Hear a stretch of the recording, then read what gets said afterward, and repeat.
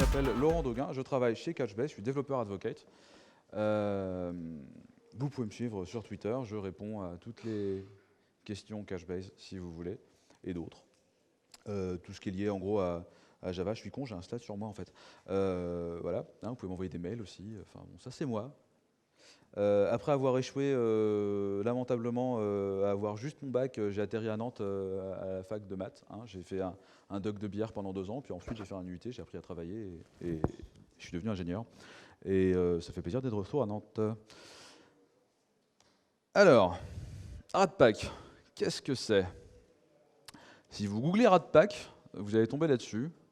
Donc Ratpack, faut mieux mettre Ratpack Web ou Ratpack Framework, parce qu'en fait le Ratpack c'était un regroupement d'artistes US dans les années 50. Donc si vous googlez Ratpack, c'est ça.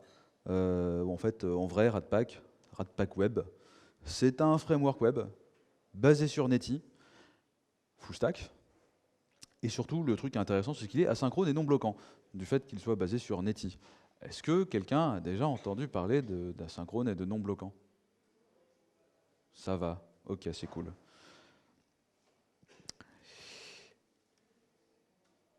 Rapidement, et ça c'est plus si vous voulez revoir les slides après et avoir un résumé de ce que c'est.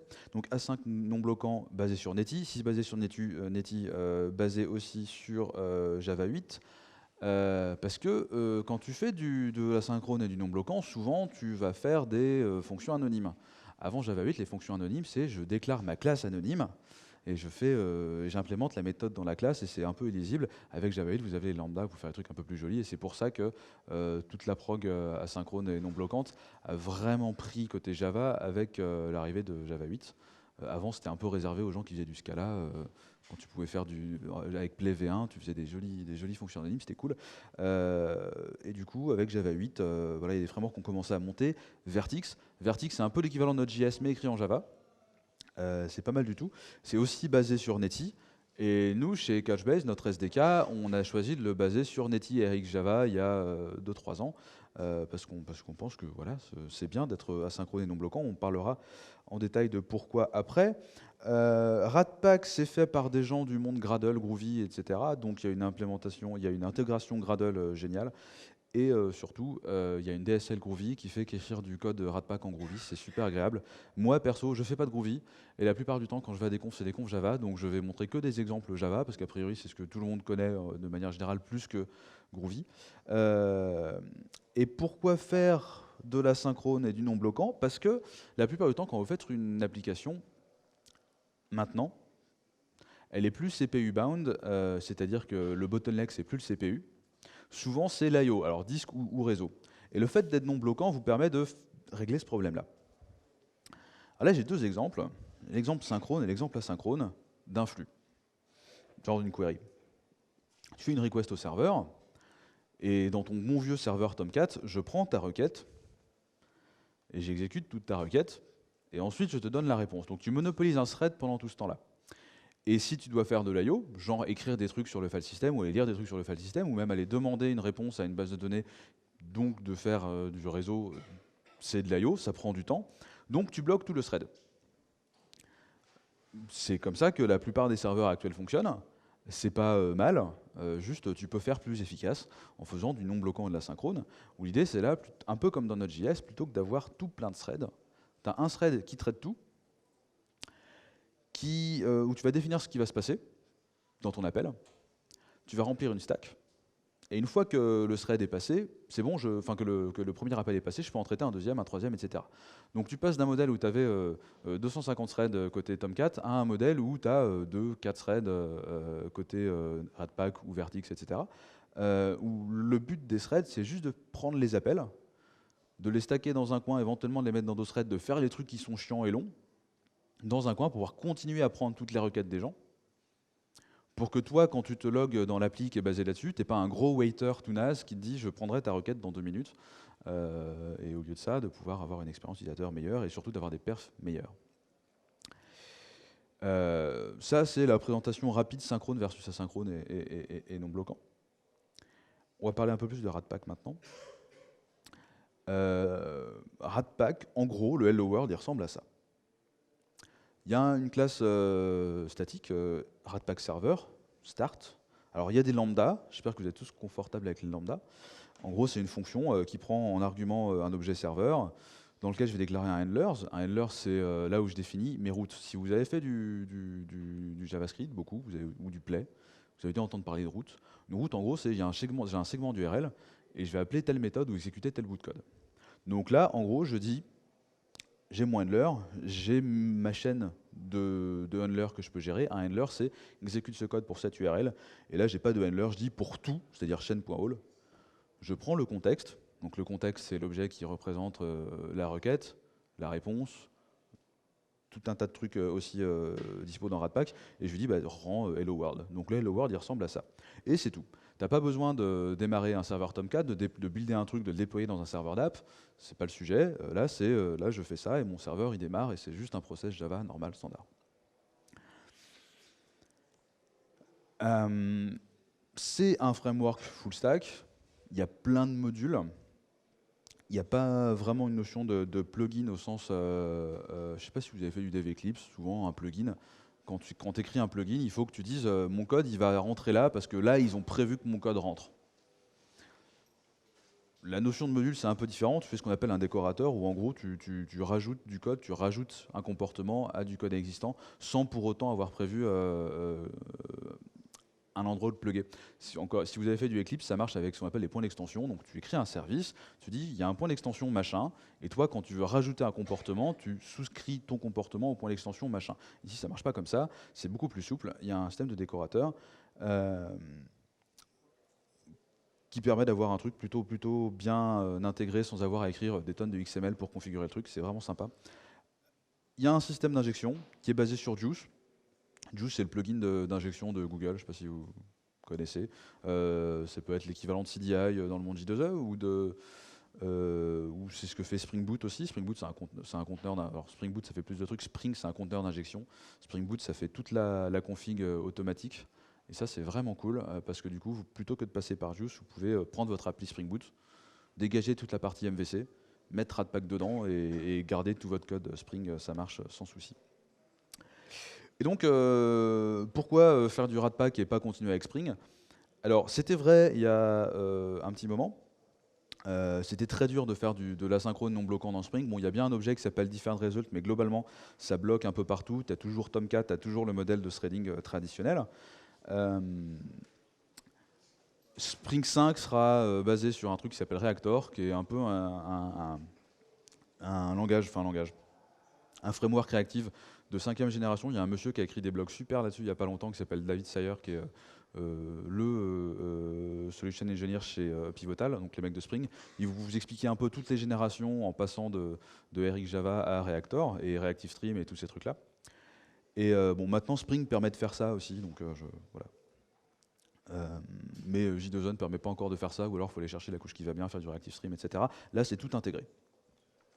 Et pourquoi moi je fais ça avec Couchbase? C'est que le SDK de Couchbase est basé sur RxJava. RxJava, c'est un framework pour faire la programmation réactive. Et c'est surtout ce dont on va parler aujourd'hui. Donc là, je vais vous parler d'RxJava. Ensuite, je vous montrerai des exemples Ratpack, RxJava, Couchbase. Il va y avoir un peu de théorie, mais rien de très méchant. Donc s'il y a des questions Ratpack, je prends, sinon on passe à RxJava, et je pense que je parlerai un peu plus de Ratpack à la fin quand je vous montrerai les exemples de code. RxJava.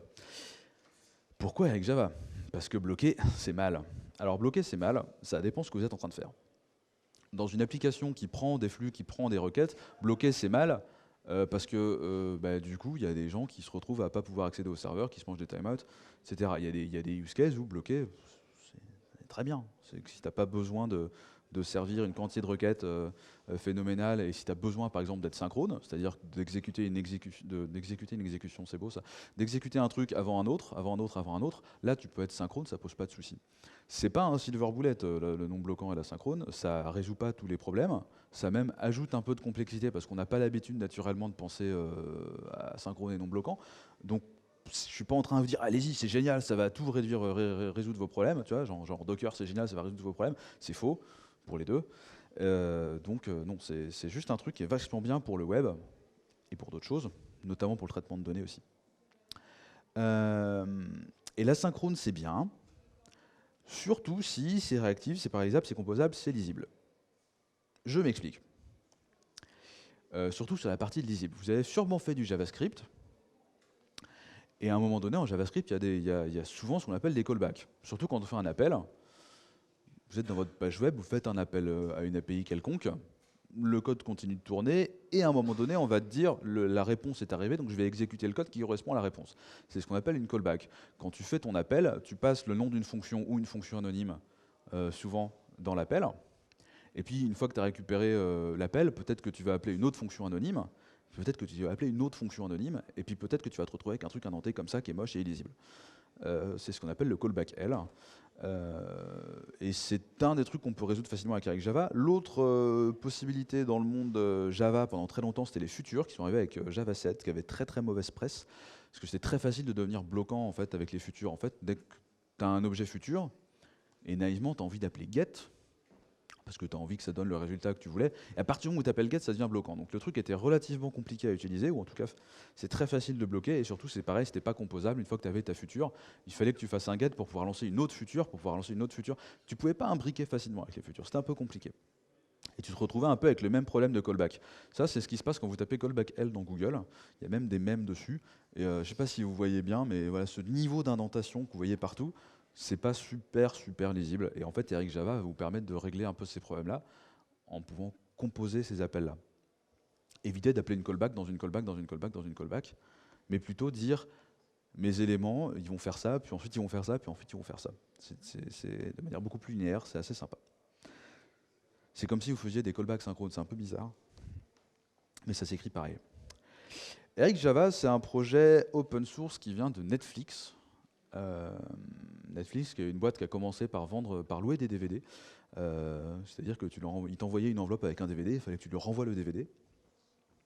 Et petit à petit, ils se sont rendus compte que c'était un business model qui allait mourir, et du coup, ils ont lancé le Netflix que maintenant vous connaissez, qui est une boîte de streaming. C'est comme ça que ça marche. Et assez vite, ils ont été responsables pour un peu plus de 20% du trafic web en Amérique. C'est beaucoup. Les 80% restants sont probablement du porno. Et du coup, ils ont eu besoin de solutions d'engineering différentes, un peu plus innovantes. Et ils sont passés à RX. À la base, RX, ça vient du monde Microsoft. Ah, bouh, Microsoft. Et en fait, c'est un truc vachement bien qu'ils ont fait et qui a été repris par tout un tas d'autres projets. C'était un des premiers projets réactifs assez faciles à mettre en place. Et donc, il y avait une extension .NET qui permettait de faire ça, qui était géniale. Les mecs de Netflix ont trouvé ça trop cool. Ils ont fait l'implème Java. Et l'idée de Eric Java, c'est de passer du pattern traditionnel itérator iterable à ce qu'on appelle observable observer. Et ça permet de rendre du code composable, asynchrone, lisible, basé sur des événements. C'est merveilleux. Bon, on va en parler un peu plus en détail. Pourquoi ils sont passés sur Reactive? Outre le fait qu'ils avaient des vrais problèmes de perf, ils avaient énormément de monde qui était connecté en même temps, qui voulait regarder des films en même temps. Ils étaient super distribués, c'est-à-dire qu'ils ça doit être un des premiers clients d'Amazon. Ils avaient une quantité de serveurs sur le web, sur Amazon faramineuse.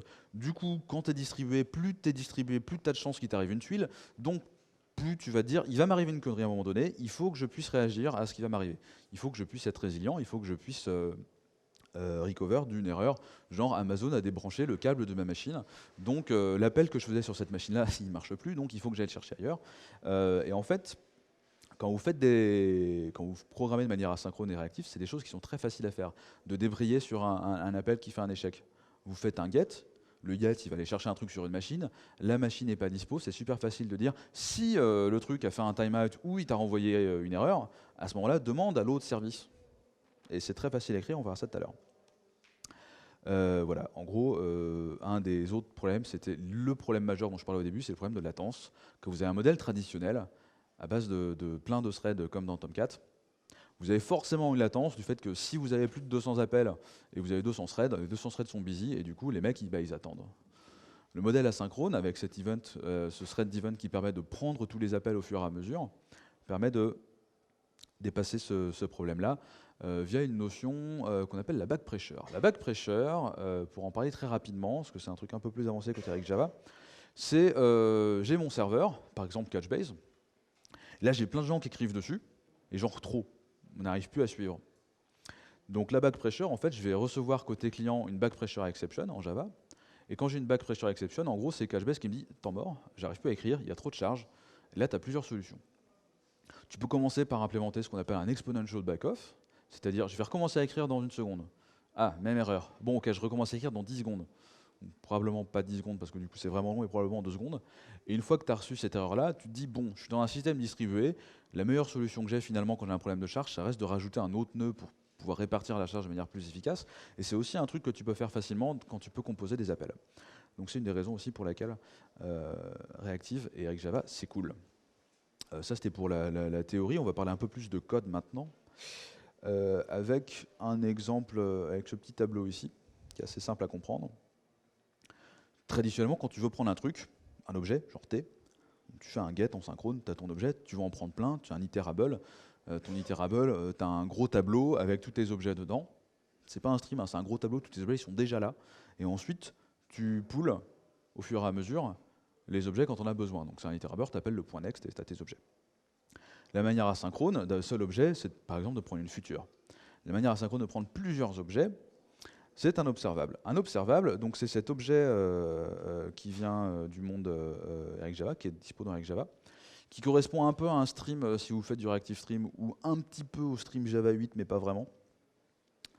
Mais qui est intéressant parce que du coup, on passe d'un modèle synchrone où tu demandes l'objet suivant, et en plus tu charges tout le truc d'abord en mémoire avant d'y avoir accès, à un modèle push, un modèle événementiel. Le modèle événementiel, c'est plutôt que d'appeler next sur mon itérable, j'ai une méthode qui s'appelle onNext. Donc quand il y a un nouvel objet qui arrive dans mon observable, parce qu'encore une fois c'est un synchrone, quand il y a un nouveau truc qui est poussé, eh ben, je peux décider de faire quelque chose. Une erreur, ça va jeter une exception. Là, je vais avoir un événement, erreur. À la fin, tu retournes un truc. Là, je vais avoir un événement. L'observable est terminé, il n'y a plus rien qui va arriver.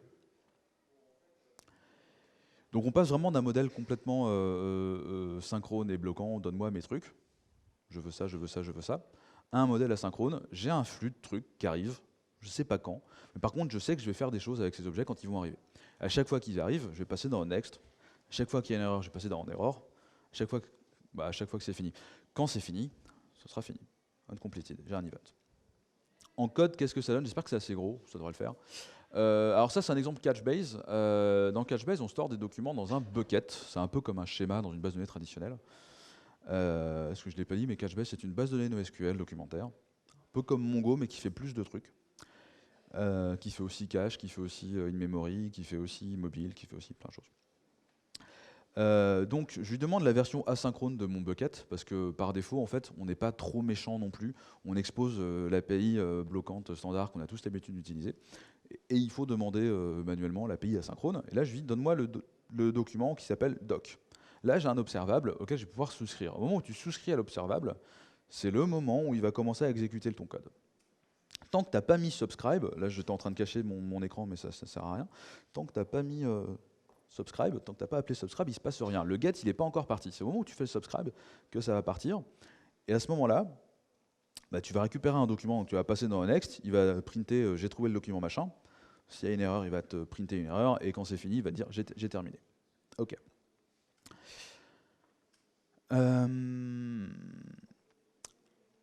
Un des trucs qui est un peu gênant avec Observable et qu'ils ont fixé dans Reactor, c'est qu'un observable, c'est un flux.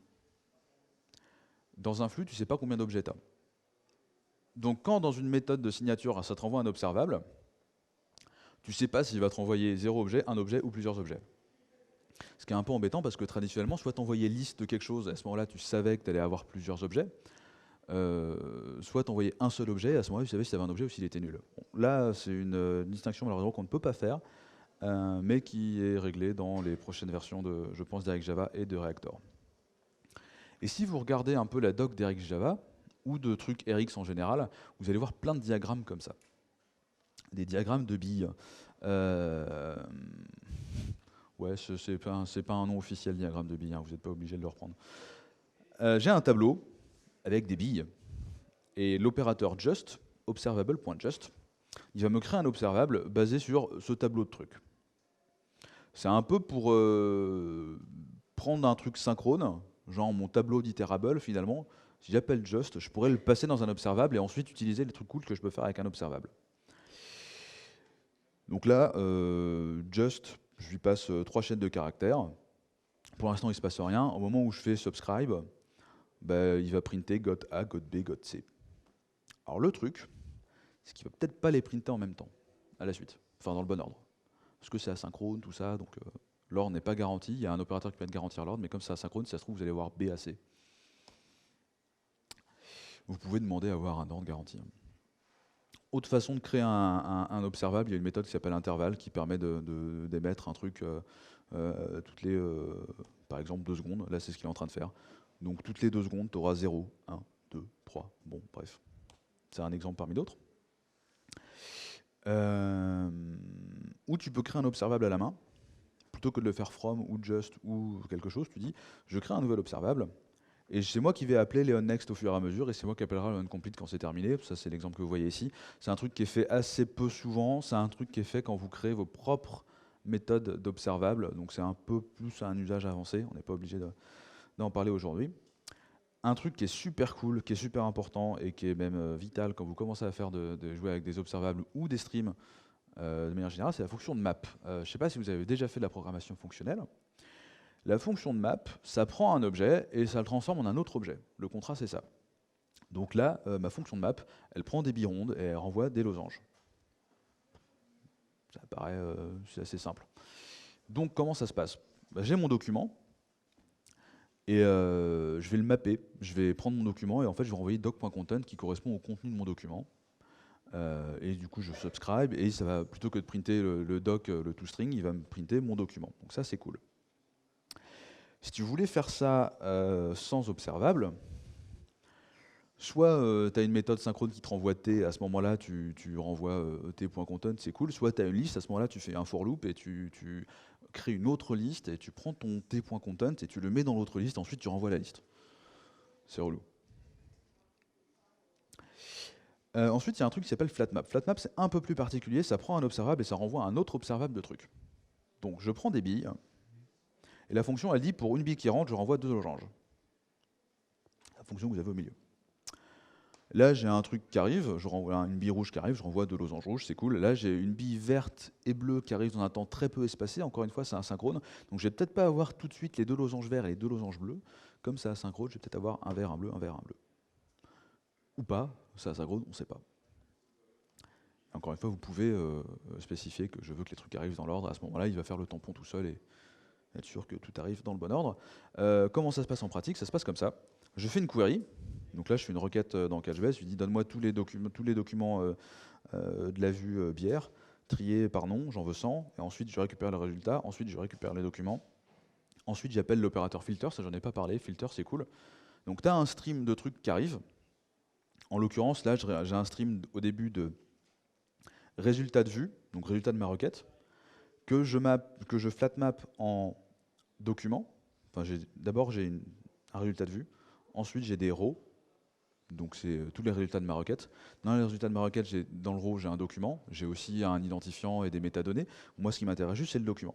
Et une fois que j'ai le document, je lui dis filtre. Moi, je veux que tu laisses passer que les documents qui ont un champ ABV, Alcohol by Volume, qui soit supérieur à 5 degrés. Hein. Donc en fait, là, tu es en train de faire une requête qui te donne toutes les bières avec plus de 5 degrés d'alcool.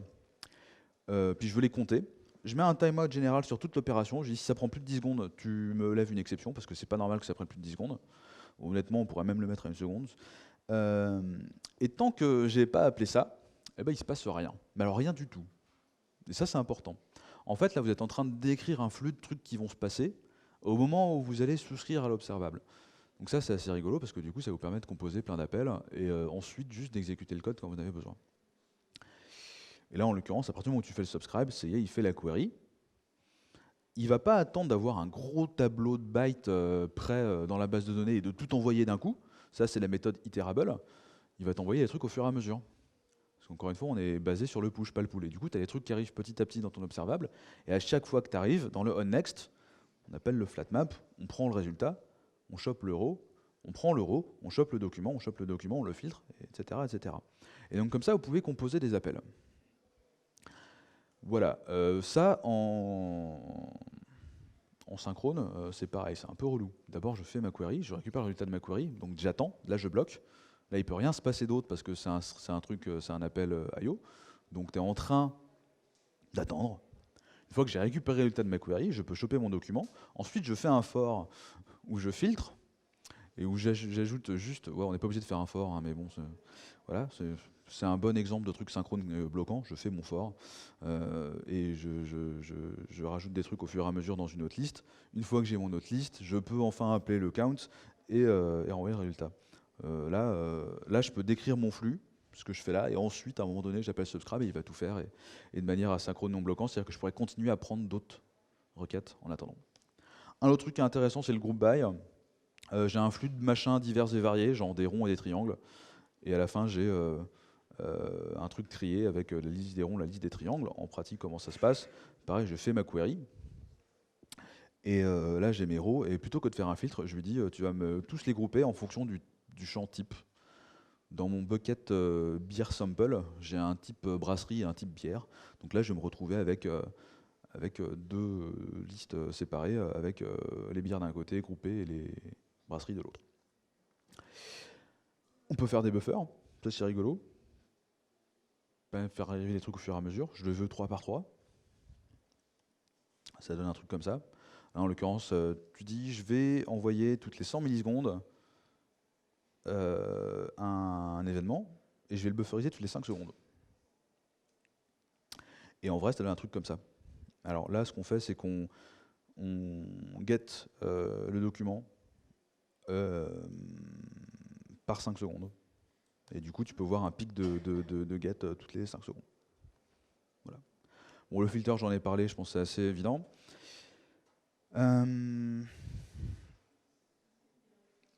Ça, c'est la version non lambda. C'est la première fois que je vous le montre sans implémenter directement la classe Java. Ça a quand même une tête plus moche, hein. Puis c'est plus long, puis c'est plus dur à lire, et puis bon, voilà. C'est pour ça que c'était un peu plus populaire qu'il a fait attendre Java 8 pour que ces trucs-là se popularisent, et pour ça qu'en Java 7, finalement, on n'en parlait pas beaucoup. Il y a d'autres méthodes, des opérateurs, il y en a plein. Suivant le framework que vous utilisez, RxJava, ReactiveStream ou juste Java 8, il y a un certain nombre d'opérateurs. RxJava fait partie des plus complets, c'est eux qui ont le plus d'opérateurs différents. L'opérateur first, c'est je vais avoir un flux de trucs qui arrivent, je m'en fous d'attendre les autres, donne-moi le premier. Un exemple, dans Couchbase, comme c'est un système distribué, j'ai pas l'exemple complet. Normalement, il faudrait faire un get normal. Et là, le get normal ne te répond pas. Ça veut dire que le document normal, il était sur un nœud qui est plus accessible. Donc, tu as une erreur. Donc, ça craint. Donc, ce que tu vas faire, c'est demander au réplica, parce que tu es dans un système distribué, tu sais que tes documents sont répliqués, et tu sais que tu as plusieurs réplicas. Donc là, tu dis get from replica, sélectionne tous les réplicas possibles. Et moi, ce qui m'intéresse, c'est juste une valeur. J'ai pas besoin d'attendre qu'il m'envoie tous les réplicas. Dès que tu as un réplica, tu me l'envoies. Et donc ça, c'est des appels que tu peux composer très facilement avec Java, et que je vous laisse réfléchir un peu comment on peut les composer en bloquant synchrone traditionnel, à base de try-catch, à base de thread, à base de callback. C'est relou. Ça fait une demi-heure que je parle. Est-ce que tout le monde va bien? Est-ce que c'était pas trop dur avec Java? Est-ce que vous avez des questions? Auquel cas, nous avons des questions. Oui.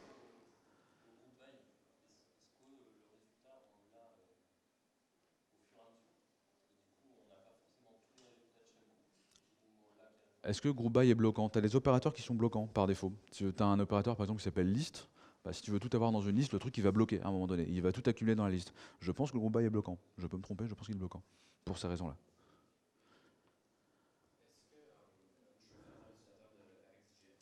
Ouais. Que je ne connais pas. C'est ça, il y a les mêmes opérateurs. A priori, il y a RxJS, RxPython, RxPHP, Rx machin, Rx truc. Les API sont censés être à peu près les mêmes sur tous les langages, ce qui est assez cool.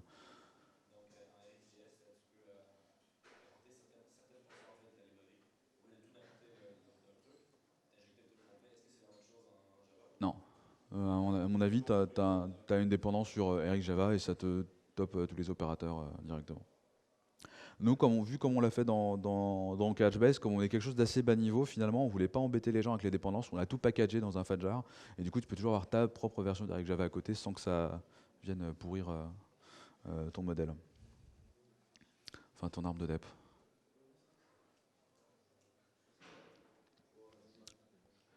Donc ça, c'était la session théorie. Il doit me rester 20 minutes pour vous montrer du code, du vrai. J'ai une appli d'exemple, 1, 2, que je vous montrerai plus tard. Je vais vous parler rapidement de Couchbase et ensuite je vous montrerai l'exemple. Parce que quand je vous ai parlé de Couchbase tout à l'heure, je vous ai dit potentiellement il y a un document actif qui n'est pas là parce que le nœud est tombé et donc il doit être répliqué quelque part. Donc on va parler un peu d'archi. Dans un cluster Couchbase, vous avez plusieurs nœuds. Dans chaque nœud, il y a un service de data, un service de query, un service d'index. C'est 40, c'est pas 50? D'accord, on va aller vite. Donc voilà, Couchbase c'est cool, on va aller vite. Ça c'est un cluster Couchbase. Alors ça c'est rigolo parce que du coup ça montre bien ce dont je vous parlais tout à l'heure. Là j'ai 3 nœuds dans mon cluster. J'ai des documents qui sont actifs, j'ai des documents qui sont répliqués. Je veux répartir la charge, je rajoute 2 nœuds et j'effectue ce qu'on appelle un e-balance. Ça permet de rééquilibrer mes documents et donc de répartir la charge un peu plus. Un truc que j'ai pas dans les slides, qu'est-ce qui se passe quand tu veux attaquer shard 5, donc celui-là, là, et que le nœud actif il tombe. Donc là, ton get, il te renvoie une erreur, il te dit j'ai rien trouvé, il te renvoie nul. Tu as un opérateur qui s'appelle switch-if-empty, donc tu fais mon bucket.get mon document .switch-if-empty, c'est-à-dire que si lui, il renvoie rien, j'ai pas trouvé, et ben du coup, je peux faire un get from replica. Le get from replica, shard 5, il peut être là, là, là et là. Donc je lui dis, get from replica, dès que tu me trouves un des documents qui a été répliqué, ensuite je fais first, il va me renvoyer le replica, le premier qu'il a trouvé. Et ça, c'est 3 appels de méthode. Réfléchissez à comment vous voulez le faire sans Eric Java. Voilà, c'est juste miséreux. Donc on va arrêter. 3 façons, bientôt 4, de récupérer des données dans Couchbase. Le côté clé-valeur, c'est le get dont je vous ai montré tout à l'heure. Je fais un get, j'ai la clé, je récupère le document, ça c'est cool. Il y a ce qu'on appelle des vues. Une vue, c'est comme une vue matérialisée en SQL. Je crée mon index. Et en fait, c'est comme si j'avais une autre table qui correspond juste à une table que j'ai créée à partir d'autres éléments qui existent. Et sur laquelle je peux faire une query. Et ensuite, on a un nouveau langage de requête super cool qui s'appelle Nickel, qui permet de faire des selects sur du JSON, qui permet de faire des joins sur du JSON. C'est le seul base de SQL qui vous permet de faire des joins directement sans avoir à installer un truc genre Drill, Hadoop et Spark et tous ces trucs-là, qui sont très bien par ailleurs, mais pour 90% des use cases, à partir du moment où tu as un langage SQL complet avec des joins, c'est safe. On a un driver JDBC pour vous montrer à quel point on est vraiment JSON. Je ne suis pas obligé de vous montrer ces exemples de code là parce que je vais vous montrer du vrai code après.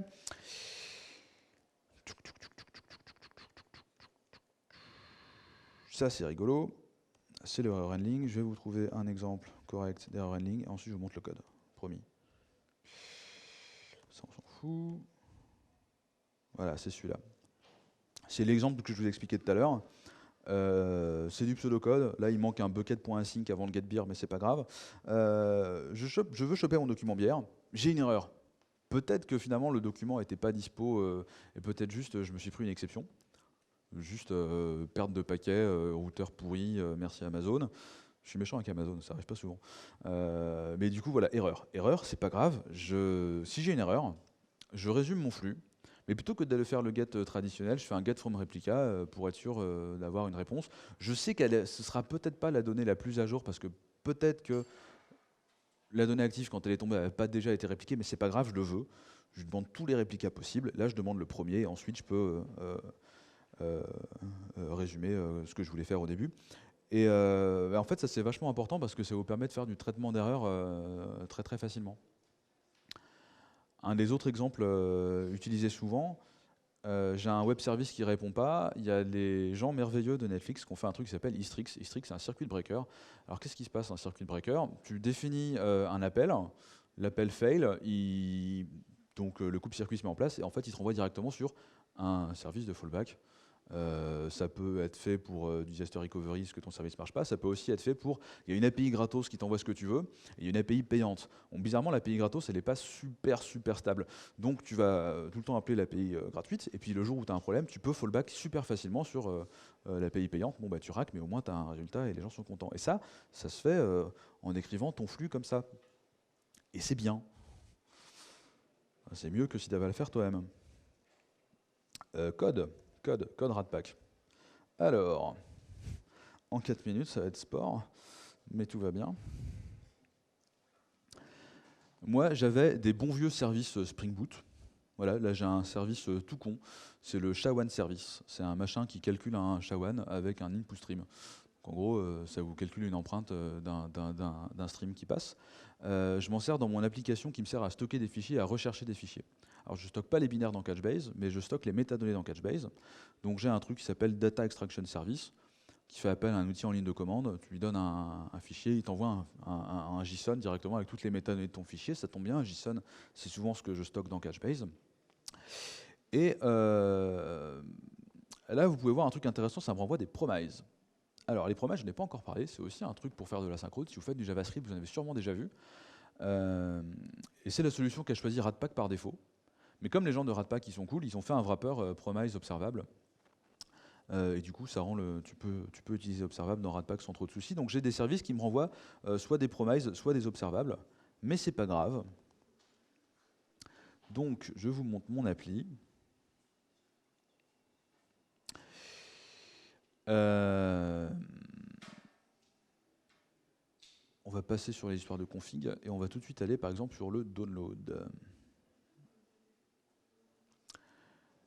Quand tu fais slash download slash quelque chose, donc là tu as une regex qui te permet de définir tes chemins en Ratpack, tu peux associer un handler. Et du coup je lui dis, bon ben cette portion variable, tu me la sors dans une variable. J'appelle mon binary store service. Dans Ratpack, tu as un contexte. Si tu utilises Juice par défaut, tu instancies tout au début et ensuite tu peux tout binder et tout récupérer dans le contexte. C'est un peu bourrin, mais ça marche. Et du coup, voilà, je récupère mon objet binary store. Binary store, je fais une méthode qui s'appelle findFile. FindFile, qu'est-ce que ça fait? Ça contacte mon binary store et ensuite, ça fait tout un tas de trucs. Moi, dans mon store, un objet, c'est deux choses. C'est le fichier, qui est sur mon binary store en local, et la métadonnée qui est quelque part dans Couchbase, que je peux récupérer avec les valeurs, avec la clé du fichier, avec le SHA-1 que j'ai récupéré avec mon SHA-1 service tout à l'heure. Donc d'abord, je récupère le fichier, ça c'est bloquant. Et ensuite, je fais un appel non bloquant qui ressemble à ça. Je lui donne mon digest. Si tu ne le trouves pas, je lui dis, c'est pas grave, demande au réplica, donne-moi le premier, je récupère mon document. Ensuite, dans mon document, je peux créer je peux le mapper pour créer une nouvelle structure que j'appelle un store file document, qui est en fait un POJO où j'ai mis mon fichier et mes données qui viennent de Couchbase. Ensuite, le renvoyer. Et j'ai ajouté un timeout. Cette opération ne va pas prendre plus de 2 secondes, ce qui est déjà beaucoup. Et ça, c'est ce que fait mon service. Mon service, il me renvoie, j'étais où? Il me renvoie une promise. Quand on a une promise, on peut appeler then, et ensuite, on peut rendre quelque chose dans la réponse dans Ratpack. Là, en l'occurrence, c'est un download. Donc, je demande au contexte de me filer la réponse, et j'écris mon fichier dans la réponse directement. C'est ce que vous pouvez voir ici. Ça, c'est un exemple particulier. Ensuite, un exemple plus Couchbase avec une requête. Une requête qui va me renvoyer un observable, qui n'est pas le mode d'asynchrone classique de j'ai plus le temps de Ratpack. Donc, j'ai mon search service qui me renvoie un observable. Quand j'appelle cette méthode-là, pour l'instant, il ne se passe rien, parce que j'ai subscribe sur que dalle. J'ai juste déclaré un flux observable qui fait une query, qui mappe le résultat de la query à une map. Donc là, il ne se passe rien du tout. Ensuite, dans Ratpack, il y a le wrapper qui permet de passer du modèle observable à la modèle promise, donc c'est ça. Je dis transforme-moi mon observable en promesse. Là, il va tout exécuter. Et le Zen, en fait, te dit, une fois que j'ai les résultats, je fais des trucs. Moi, quand j'ai le résultat, je fais un rendering de template tout con, j'utilise Handlebar comme framework de rendering. Je lui passe ma réponse dedans, et du coup, ça me permet d'afficher ma liste de fichiers. J'ai plus le temps, a priori, c'est terminé. Merci, à bientôt.